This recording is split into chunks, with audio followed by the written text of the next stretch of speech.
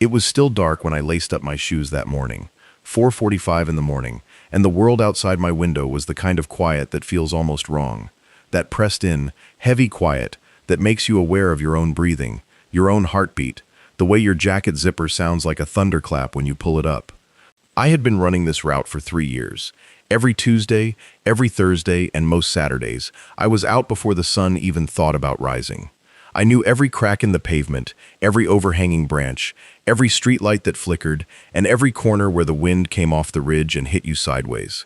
I knew this route the way you know the layout of your own house in the dark, with your eyes closed, with complete, unshakable confidence. That confidence is what made what happened so difficult to explain, and so impossible to forget.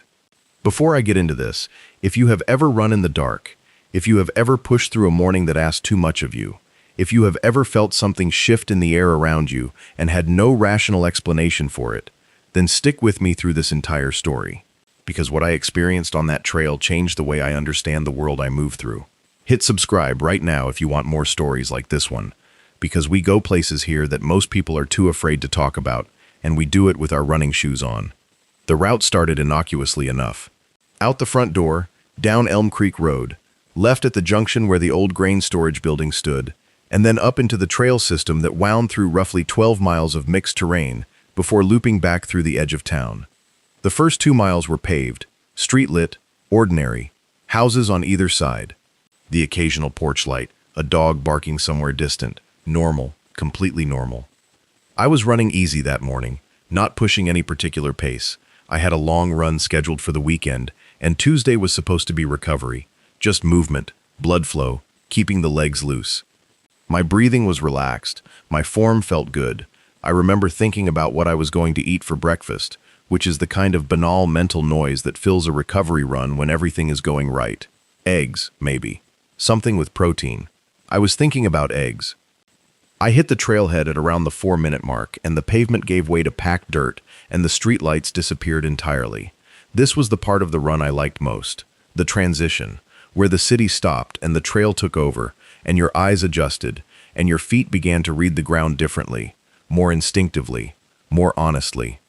I had a small headlamp clipped to my hat, a Petzl, reliable, 150 lumens on high, but I kept it on the medium setting because I had learned over years of pre-dawn running that the medium setting actually helped your eyes adapt better. You retained some peripheral sensitivity. You could see the darkness around the beam instead of being blinded by what the beam revealed.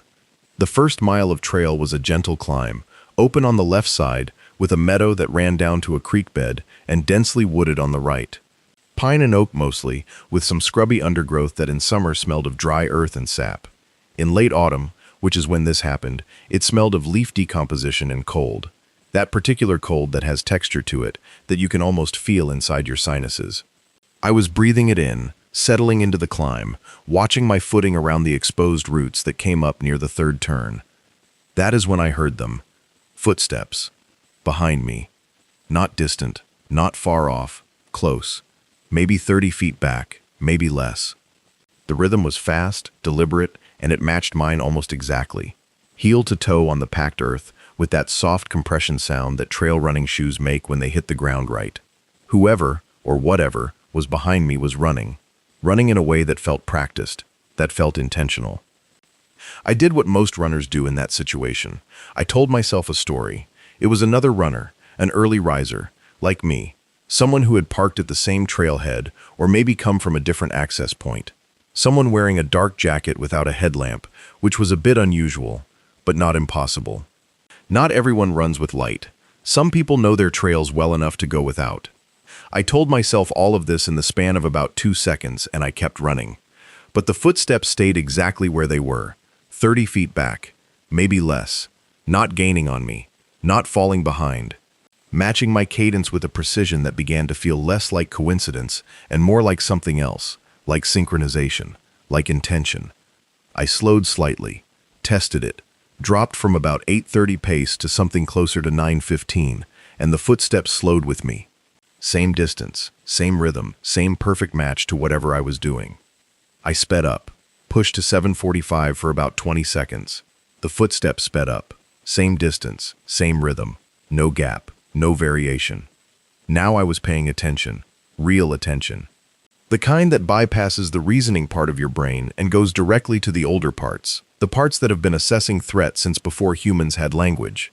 My heart rate, which had been sitting comfortably in zone 2, climbed without any corresponding increase in effort.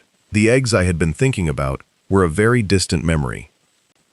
I turned my head to look back and swept my headlamp across the trail behind me.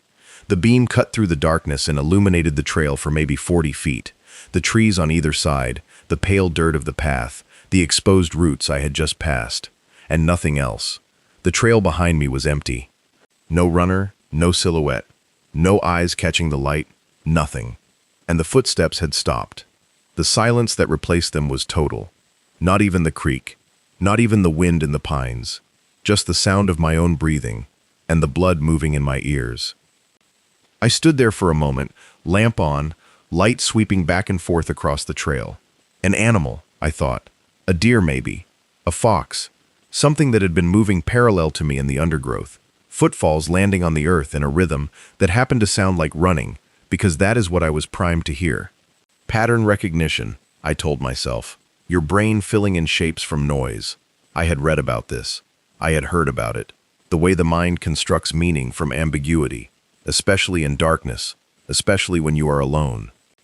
I turned back around and started running again. The footsteps started again, and they were closer.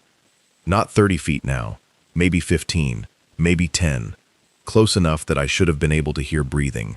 Close enough that I should have been able to hear the shift of clothing, or the sound of a zipper, or the particular way another person's footfall is never quite the same as your own, because no two people run in identical mechanical patterns, not truly, not with the same weight distribution and stride length and landing angle.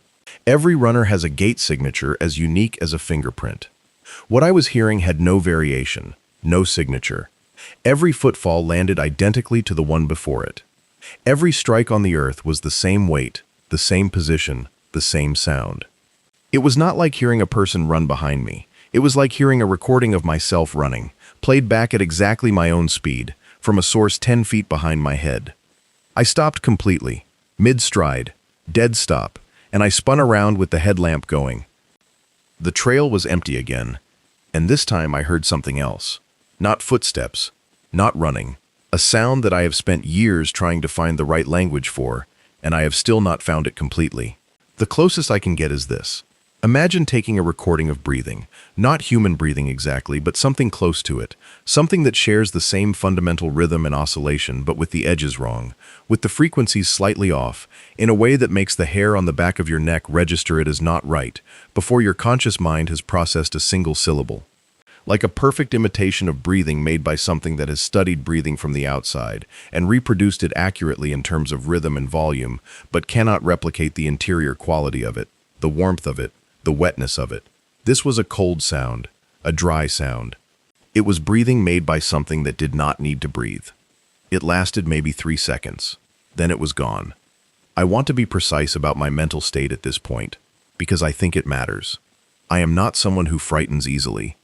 I have been running trails in pre-dawn darkness for over a decade. I have had close encounters with coyotes and once with a black bear on a trail in the mountains.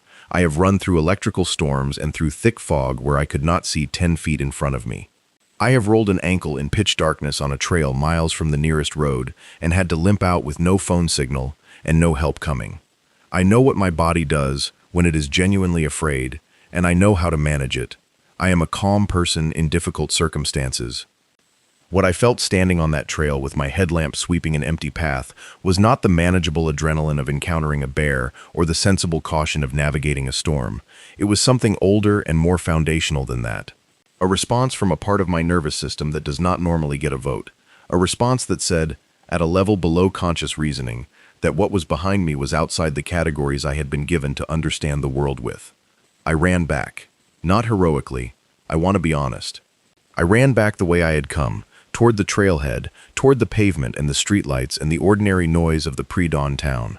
I ran faster than I had run in months. The footsteps did not follow me back. Whatever it was, it did not come after me. The trail behind me was quiet, and somehow that was its own kind of wrong. Because if it had been an animal, it would have moved. It would have crashed through the undergrowth or bounded away. If it had been a person would have called out, would have identified themselves, would have done the basic human social thing of announcing their presence to stop the obvious panic of the person in front of them. Neither of those things happened. The trail simply went quiet and stayed quiet, and I ran out of it, and I did not stop until I was standing under the streetlight at the Elm Creek Junction, breathing hard, not from effort, but from something else entirely. I stood there for a long time. Long enough that the eastern sky began to shift from black to the very first indeterminate shade of not quite black that precedes dawn. Long enough to feel foolish. Long enough to begin constructing the rational explanations that felt thinner and thinner the more I tested them against what I had actually experienced. I went home. I did not go back to the trail that week. But this is not where the story ends. This is only where it begins to get stranger. Because I talk to people. I am the kind of person who talks to people when something happens that they cannot explain, because unexplained things bother me more than frightening things. I can handle afraid. I struggle with confused. So I started asking around among the running community in my area, casually at first. Have you ever had a weird experience on the trail? Has anything ever happened to you out there in the dark that you could not fully account for? And what I found was that I was not alone. Not remotely alone. Not even close to alone. The first person I talked to was a woman named Carla, who had been running that same trail system for 6 years. She was a serious athlete, mid-pack at local marathons, methodical, analytical, someone who tracked every variable of her training and kept detailed logs going back years. Not someone you would describe as imaginative in the pejorative sense, not someone prone to drama. She listened to my account of what had happened with a very particular expression on her face. Not surprise, not skepticism, recognition. She looked at me with an expression of recognition. She had heard the footsteps too, not once, 3 times, over the course of 2 separate years, always in the same general section of trail, the climb between the Meadow Junction and the ridge line, always before sunrise, always when she was running alone. The first time she had assumed another runner, same as me. The second time she had been more unsettled. By the third time she had simply stopped running that section before dawn entirely and rerouted her pre-sunrise runs to a different part of the system. She had never told anyone. She said the words that I think a lot of people say in these situations. I knew how it would sound. I knew what people would think, so I just changed my route and didn't mention it. The second person I talked to was a man named Derek, a retired firefighter, who had run these trails for 20 years and who had, over that time, developed a kind of informal expertise in the local wildlife and terrain. He knew which sections flooded in spring, he knew where the deer beds were, he knew the rough territories of every fox family in the area. He was exactly the kind of grounded, practical, observational person you want to consult when you are trying to decide whether what you experienced had a natural explanation. Derek listened to me with his arms crossed and his jaw set, and then he said something that has stayed with me. He said he had never heard the footsteps himself, but he had seen something, and he had seen it twice. Both times were in early winter, in the hour before sunrise, in the section of trail above the meadow. Both times he had seen what he described as a shape, not an animal shape, not a human shape exactly, but something closer to a human shape than to any animal he could name. Tall, he said. Taller than a person, but not in a way that immediately struck you as wrong, because in the dark your depth perception is unreliable, and things can look larger or smaller than they are. Dark, but not uniformly dark. He said it had a quality of darkness that was different from the darkness around it, that it absorbed the ambient light differently from the trees and undergrowth, that if you had been looking for it you might have missed it because it did not contrast with the background the way an animal or a person would.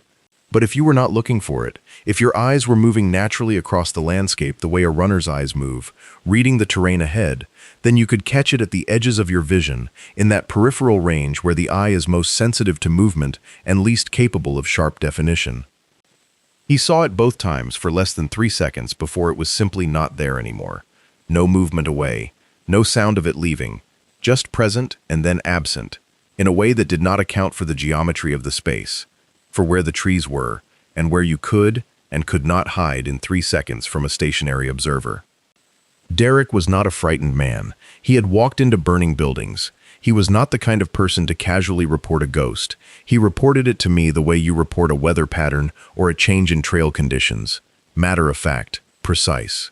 Here is what I saw, here is where, here is when. Make of it what you will. He had not changed his route. He just ran that section faster now. He said it with a half-smile that did not reach his eyes. The third person I talked to was different from the others in an important way. This was an older woman, a retired biology teacher named Elspeth, who had spent 30 years taking her students into these same woods for nature study and who knew the ecology of this particular patch of forest in a way that bordered on intimate. She knew the soil composition and the native plant species and the history of every animal population that had ever been documented in this watershed. She was, if anything, more committed to rational explanation than I was. She was the kind of person who used the phrase confirmation bias in regular conversation.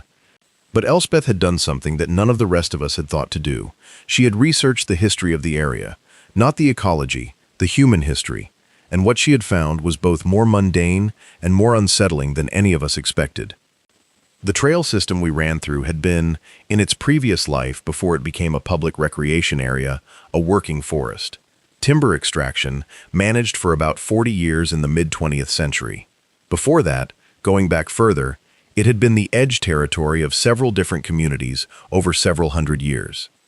But what interested Elspeth was a specific period, a cold winter in the 1930s, during which the area had been the site of what she described, with characteristic precision, as an unusually high number of disappearances relative to the baseline for the region and the era. Not a dramatic number, not the kind of number that made headlines, but a persistent, low-level pattern of people going into the woods and not coming back out. Hunters, mostly, a surveyor, a man who had been walking between towns. Some of them were eventually found, others were not. What struck Elspeth was not the disappearances themselves, which could be explained by any number of ordinary factors. What struck her was the language used in the surviving accounts and official reports from the period. Multiple witnesses, interviewed at different times and with no apparent connection to one another, described the same thing, a sound they could not identify that they heard on the edge of the woods in the early morning hours. A sound that some described as footsteps and others described as movement, and others, with the imprecision of people trying to put something new into old language, described simply as presence. One account, from a farmer who had lived on land adjacent to the forest for 40 years, was more specific. He had written in a letter that Elspeth had found in a local historical archive, that he had learned over years of observation to keep his animals inside on certain mornings. Not because of any identifiable predator, not because of any weather pattern he could name, but because on those mornings, the mornings when the sky was clear and the temperature dropped below a certain threshold and the pre-dawn hour arrived with a particular quality of stillness, his animals became distressed. His dogs would not go outside, his horses pressed to the far side of their enclosures. His cattle stood in tight groups with their heads turned inward, away from the tree line, and if he went outside himself on those mornings, which he eventually learned not to do, he could hear something in the dark at the edge of the trees. He could not see it. He could only hear it, and what he heard, in his words, was the sound of something walking that knew how to sound like something else. Elspeth read that passage to me from a photocopy she had made, and she read it in the same steady, measured voice she had used for everything else. And when she finished, she folded the paper carefully and put it back in the folder she had brought, and she said, "I have no explanation for any of this. I am telling you what I found. I am not telling you what it means." That is perhaps the most honest sentence that anyone said to me throughout this entire experience. I went back to the trail. I knew I would. Running is not a hobby for me. It is not recreational in the way that word is usually meant. It is structural. It is load-bearing. It is how I process the world and how I maintain my relationship with my own body and my own sanity. Not going back was not a sustainable option. So I went back, but I went back differently. I went back in a group first. 3 of us, on a Saturday morning, headlamps all round, talking the whole way up through the meadow section and the climb. Nothing happened. The trail was just a trail. The woods were just woods.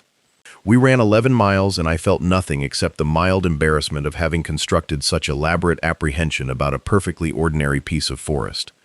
Then I went back alone, on a Tuesday, 4:45 again, same conditions, almost exactly, as the first time. Clear sky, cold, the particular pre-dawn stillness, my headlamp on medium, my breathing settling into the climb. I made it through the meadow section without incident.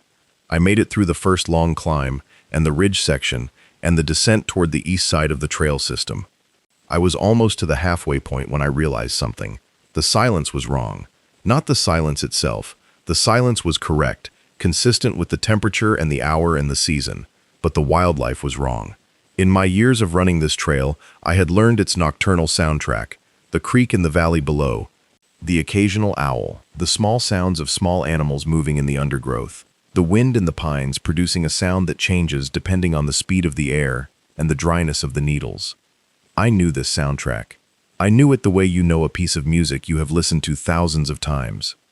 You might not be able to sing it note by note, but you know immediately when something is wrong, when a note is missing, when a phrase arrives early or late. The wildlife sounds had stopped. Not gradually, not the way wildlife goes quiet when you approach and then resumes behind you as you pass. Everything had stopped at once, in the way it stops when a large predator enters an area. That particular quality of collective held breath that a forest develops when something that matters to the animals has arrived. And then the footsteps came back. Behind me. Same distance as before, same cadence, same uncanny precision of match to my own stride. I did not stop. I did not spin around. I had thought about this, had decided in advance what I would do if it happened again, and what I had decided was to keep running and to pay attention. Really pay attention. Not just to what I could hear, but to everything. The feel of the ground, the temperature of the air, the quality of the darkness at the edges of my headlamp beam. All of it. What I noticed first was the temperature. Not a dramatic drop. Not the sudden cold of horror movie cliché, but a gradient. A way that the air behind me felt marginally colder than the air to my sides or in front of me, as if the source of the footsteps was displacing air that had come from somewhere colder, somewhere different. I have been out in enough pre-dawn cold to know the difference between ambient temperature variation and directed cold. I know what a cold wind feels like. I know what a temperature inversion feels like. This was neither of those things. This was directional cold at close range from a moving source. What I noticed second was that my headlamp beam was not quite behaving as it should have been. This is something that is very difficult to describe, and I want to be careful not to over-dramatize it. But the light on the trail in front of me seemed to have a quality of flatness that it did not normally have. As if the depth of the beam was slightly compressed. As if the space in front of me was a few degrees less resolved than it should have been. I am aware that this sounds like something I might have manufactured in a state of high alertness, and I cannot rule that out. But it was present. I noticed it. I noted it. What I noticed third, and this is the thing that I have returned to most often in the months since, is that at a certain point I became aware of my shadow. Not my shadow cast by the headlamp in front of me, which was behind me and therefore not casting a forward shadow. A shadow to my right, on the pale dirt of the trail, in the band of light thrown by my lamp. A shadow at the wrong angle for any source of light I could account for. It was there for perhaps 4 or 5 of my strides. Then it was gone. The footsteps behind me stopped a moment later. Not gradually, not as I rounded a corner or descended into a section where the tree cover might muffle sound. They simply stopped, same as before, clean cessation, and the wildlife sounds came back, gradually this time, over the course of maybe 30 seconds.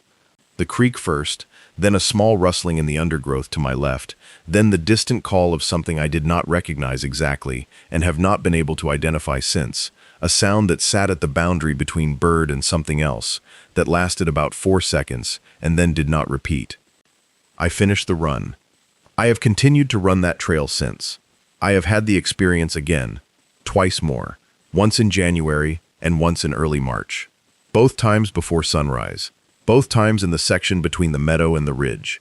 Both times with the same elements, the matched footsteps, the cold gradient, the stopping that was too clean to be physical. Both times I have told myself to be a scientist, to observe and record, to resist the pressure to interpret, because interpretation is where we go wrong, because interpretation is where we start filling in what we don't know with what we fear. But here is what I have come to understand through this process, through talking to Carla and Derek and Elspeth, through returning to that trail over and over, through the specific practice of paying attention without conclusion. The natural world is not fully mapped. Not even close. We have named a fraction of the species that exist on this planet. We have explained a fraction of the phenomena that occur in it. The history of science is a history of confident explanations that turned out to be wrong, and baffled observations that eventually turned out to be real. The naturalists who first described the platypus were accused of fabricating it. The existence of ball lightning was considered folk superstition for decades before it was confirmed by sufficient witness accounts and eventually by photographic evidence. The deep ocean continues to produce creatures that no framework predicted and that challenge the categories we use to describe animal life. I am not telling you what was on that trail. I am genuinely not able to tell you because I do not know. I can tell you what I heard and what I felt and what other people with no connection to each other have reported from the same location over many years. I can tell you that the natural explanations I have considered do not fully account for the specific combination of features I experienced. I can tell you that I have not been able to identify any animal native to or plausibly present in this region whose gait pattern would produce the sound I heard at that cadence and at that consistency. I have consulted with 2 people who study animal behavior, one informally and one in a more structured conversation, and neither of them could give me a confident match. What I can also tell you is that the experience of running in darkness has changed for me in a way that is not simply about fear, and I think this is important, because fear was only a part of what I felt on that trail, and it was not even the largest part.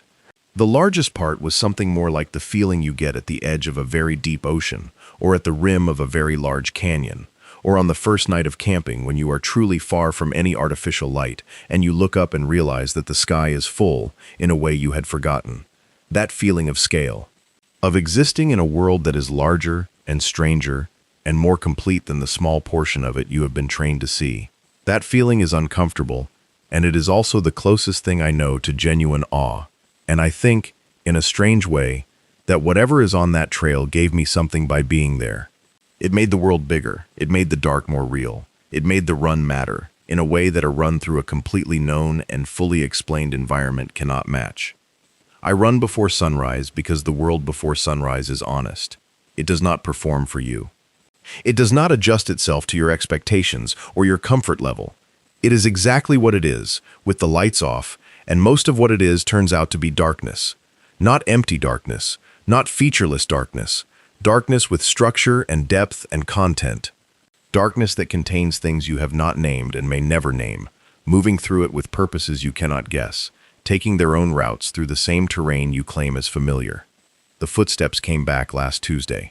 4:50 in the morning, clear sky, cold, the particular stillness that I have learned now to recognize as a condition rather than a coincidence. I was on the climb above the meadow. My headlamp was on medium. My breathing was settled and easy, and there they were, behind me, matching me stride for stride. This time I did something I had not done before. Instead of stopping or spinning or running, I simply kept my pace and I spoke. Not loud, not dramatically, not in the way of someone performing for an audience. Just in a normal voice, the way you would speak to something you acknowledged but did not fully understand. I said, "I know you're there." The footsteps stopped. The cold gradient behind me dissipated. And, from somewhere in the trees to my left, at a distance I could not accurately judge, I heard 3 slow sounds in the undergrowth. Not footsteps, not the sound I had been hearing, something different, heavier, more deliberate, like punctuation, like a response from something that had heard me and had found a way to indicate that. Then nothing. The creek, the wind, my own breathing, the world reasserting its ordinary textures around me. I kept running. I want to say one more thing before I close, and it is not a resolution, and it is not an explanation, and it is not the conclusion you might want from a story that has been building in this direction. It is just something I believe, based not on the extraordinary experiences, but on the ordinary ones, based on years of running in darkness, in weather, in terrain that did not care about my presence. The world is inhabited more completely than we know, by things we have documented and things we have not, by processes we understand and processes we are only beginning to observe, by presences that do not map onto our categories and that do not announce themselves through channels we have been taught to recognize. Running gives you access to a version of the world that most people never encounter, because most people do not choose to be outside before the sun rises, alone, in the dark, on a trail that asks everything of your attention and gives back more than you expected. You learn things out there that cannot be learned in daylight. You hear things in that particular quality of pre-dawn silence that you cannot hear when the world is running its ordinary noise. You become, over years of doing this, a different kind of sensor, more calibrated, more sensitive, more willing to hold the question open without rushing to the answer. I do not know what was behind me on that trail. I know that it was there. I know that multiple people have experienced something in the same location over many years. I know that an older, more observational era produced accounts from people with no reason to fabricate that describe the same thing in different language. I know that the forest knows something I do not, because forests always do. I know that I will be out there again before sunrise on Thursday morning. I will lace up my shoes in the dark and go down Elm Creek Road and turn at the old grain storage building and hit the trailhead and run the climb above the meadow. I will keep my headlamp on medium. I will listen to the world around me with as much attention as I can bring to it. And if the footsteps come back, I will keep running, because that is what you do. That is the only answer the dark has ever respected. You keep moving through it. You do not pretend it is empty, and you do not let it stop you. You run through the part you understand, and you run through the part you don't, and you hold both of them in your body at the same time, which is the whole practice, the whole discipline, the whole point. You run. Before sunrise, after it, in rain and cold and fog and through whatever version of the world shows up that day, including the ones you do not have names for. You run. And you pay attention to what runs with you. Because out there, in the honest dark before the world has switched its ordinary face back on, something is always paying attention to you.